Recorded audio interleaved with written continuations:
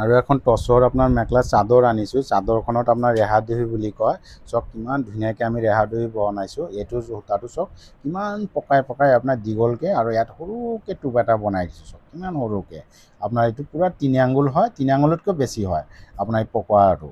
কাষ্টমাৰে বিচাৰিছিলে যে মোক এনেকুৱা দীঘলকৈ লাগে, আজিকালি নতুন ওলাইছে এনেকুৱা ছেম ডিজাইনৰ লাগে। চাওক এইটো কিমান ধুনীয়াকৈ বনাই দিছোঁ। আপোনাৰ অৰিজিনেল টচৰ হয়। টচৰটো চাওক, এইটো ৰেহা দহিটো আৰু কিমান ধুনীয়া বনাইছোঁ। এইটো চালে গম পাব এইটো চাওক কিমান ধুনীয়াকৈ বনাইছোঁ ইয়াৰ লগত। আৰু ইয়াৰ লগত আৰু আছে আপোনাৰ টচৰ আপোনাৰ বেলেগ বেলেগ চাদৰ আছে, বেলেগ বেলেগ পকোৱা দহি আছে। মই আপোনালোকক দেখাম। এইটো চাওক কিমান ধুনীয়া। আৰু এনেকুৱা ফেঞ্চি ফেঞ্চি দহি যোৰ কোনোবা বিচাৰে ত' আপোনালোকে আহিব মোৰ ওচৰত, মই বনাই দিম। আপোনাৰ মতি দহি কয়, ফেঞ্চি দহি কয়, অকল চেংগেল মতি দি বনাব লাগে, যেনেকুৱা ধৰণৰ ডিজাইনৰ দহি বিচাৰে ত' আপোনালোকে আহিব মোৰ ওচৰত, মই বনাই দিম।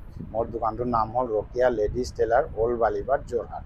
আপোনালোকে আহিব। ইয়াৰ লগত আৰু এখন দেখাই দিছোঁ চাদৰ।